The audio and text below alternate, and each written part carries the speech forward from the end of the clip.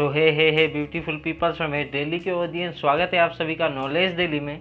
और हम लोग बात कर रहे हैं how to win friends and influence people book के बारे में। कल हमने इसका पहला पार्ट देखा था जिसमें था fundamental techniques in handling people. आज हम लोग इसका दूसरा पार्ट देखेंगे, 6 ways to make people like you.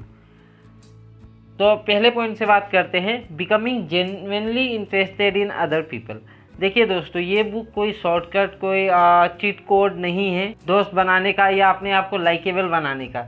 ये बुक हमें जो मतलब हिडन पोटेंशियल है पब्लिक रिलेशनशिप के बारे में, उसके बारे में बताती है। साथ ही ये जेन्युइन तरीका ही सिखाती है। इसके जितने भी लॉस है वे सब जेन्युइन टेक्निक्स के ऊपर ही है, जैसे अटेंटिवली सुनना, दूसरे को बोलने का मौका देना, दूसरे की मेहनत को भी अप्रिशिएट करना। ये बुक एकदम जेन्युइन तरीके की बात करती है, कोई भी शॉर्टकट ये आपको नहीं देने वाली है। तो होता क्या है, becoming genuinely interested in other people, इसमें आप दूसरे लोगों को एम्फसाइज करते हो, आप उनके आप जेन्युइन एक इंटरेस्ट दिखाते हो उनके लाइफ स्टाइल के ऊपर, उनके थॉट्स के ऊपर, उनके ओपिनियंस के ऊपर। यही होता है जेन्युइनली इंटरेस्टेड होना। मतलब देखिए, आप किसी को बुड़बक आप बना सकते हो 2-3 दिन के लिए कि मतलब हाँ मैं तुम्हें इंटरेस्टेड हूँ, लेकिन धीरे धीरे उसे पता चल जाएगा। लेकिन जब आप एक जेन्युइन इंटरेस्ट आप शो करोगे, आप जब ढूंढना चाहोगे कि उसका लाइफ स्टाइल कैसा है, ये जब आप जानना चाहोगे, तब कहीं ना कहीं उसे लगेगा कि हाँ ये पर्सन मुझ में इंटरेस्टेड है और एक जेन्युइन इंटरेस्ट मुझ में दिखा रहा है। उसके बाद पॉइंट 2 है स्माइल।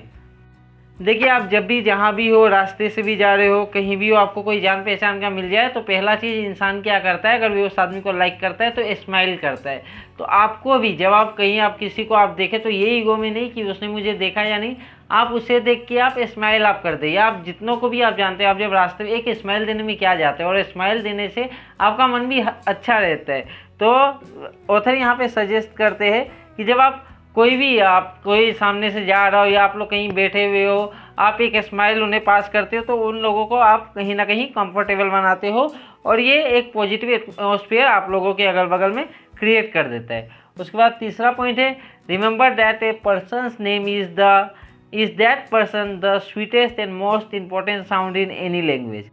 इसमें ऑथर बताते हैं, जो भी किसी भी इंसान का जो भी नाम होता है, हर इंसान के लिए उसका नाम एक बहुत बड़ी चीज़ होती है। जब आप किसी को उसके नाम से बुलाते हो तो ये बहुत ही अच्छे तरीके से मतलब उस आदमी के दिल को छूता है जब आप उसे नाम से बुलाते हो, या किसी को भी उसका नाम बहुत ज़्यादा प्यारा होता है। आपका एक बहुत बड़ा सा फैक्ट्री है, वहाँ पे लाखों नहीं, हज़ारों नहीं, लाखों लोग वहाँ पे काम कर रहे हैं। उन लाखों में से आपको उन लाखों का ही नाम याद है, और आप जब अपने किसी एम्प्लॉय को बुलाते हो तो उसको उसके नाम से बुलाते हो। अब आप समझ सकते हो वे एम्प्लॉय आपको कितनी इज्जत देगा। इसलिए नहीं कि आप उसके बॉस हो, इसलिए क्योंकि वे जानता है कि आप इतने बड़े आदमी हो के भी आपको इतने लाखों एम्प्लॉय में से उसका नाम याद है, और वहाँ से उसका जो मतलब ईमानदारी है आपके प्रति, ये कहीं ना कहीं बढ़ जाएगी। इसीलिए किसी भी इंसान से आप जब भी मिले तो उसका नाम हमेशा याद रखें। कितने सारे ऐसे राजा महाराजा और ऐसे ग्रेट लीडर्स हो चुके हैं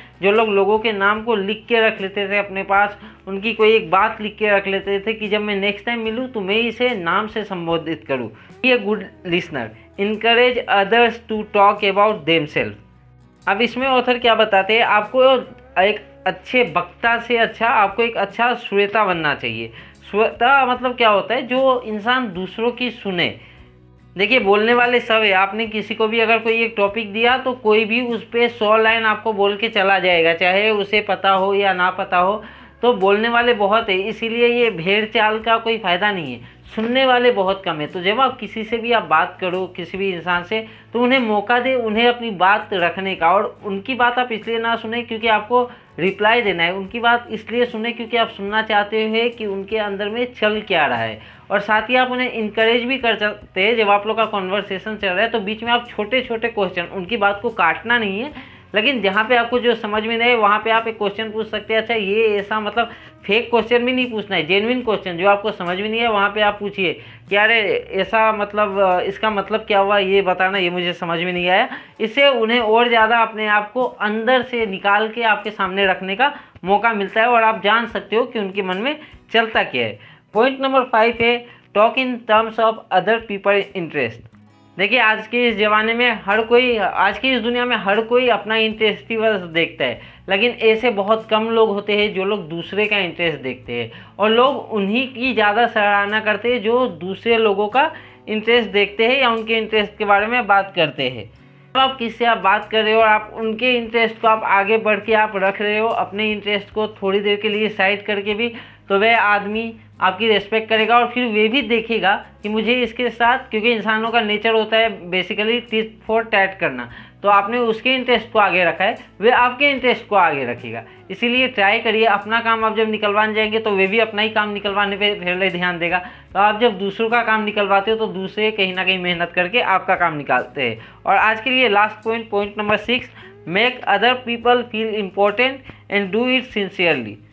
मुझे दुनिया में ऐसा एक आदमी आप बता दीजिए जिसे ये पसंद ना हो कि उसे लोग वैल्यू करें या उसे लोग इम्पोर्टेंट समझे।